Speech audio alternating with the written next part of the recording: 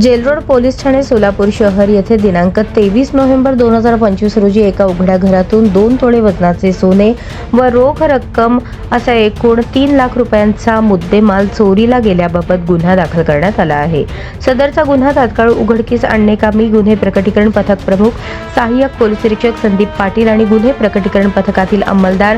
Police आयुक्त M राजकुमार, police उपायुक्त परिमंडळ विजय कबाडे, सहाय्यक पोलीस आयुक्त विभाग 1 प्रताप पोमण यांनी गुन्हा उघडकीस आणण्याबाबत आदेशित केले होते। 24 नोव्हेंबर 2025 रोजी जेलरोड पोलीस ठाण्याकडील police head constable Abdul Shaikh यांना गोपनीय बातमीदारामार्फत बातमी मिळाली की एका महिलेकडे सदर गुन्ह्यात चोरीस गेलेले सोने आणि रोख रक्कम आहे। खात्रीशीर बातमी मिळाल्यावरून जेलरोड पोलीस ठाण्याकडील महिला अंमलदार, महिला police head constable Anuradha Guttikonda यांच्या मार्फत महिला नामे आसमा परवीन आरिफ वय 40 राहणार शास्त्री नगर सोलापूर हिला पोलीस ठाण्यात बोलावून चौकशी केली असता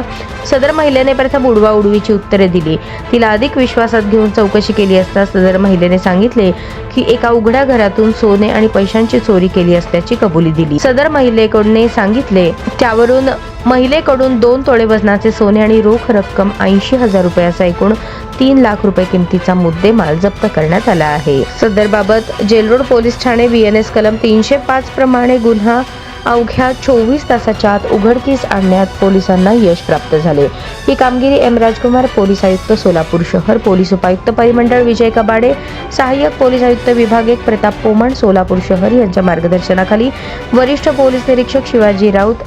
पोलीस निरीक्षक गुन्हे भाऊराव बिराजदार, सहाय्यक पोलीस निरीक्षक संदीप पाटील, महिला police head constable Anuradha Guttikonda, सहाय्यक फौजदार MD नदाफ, गजानन कणगिरी, शरीफ शेख, पोलीस हवालदार वसंत माने, धनाजी बापर, अब्दुल वहाब शेख, पोलीस नाईक भारत गायकवाड, कॉन्स्टेबल इकरार जमादार, उमेश सावंत, युवराज गायकवाड, कल्लप्पा देखाणे, संतोष वायदंडे, विठ्ठल जाधव यांनी केली आहे।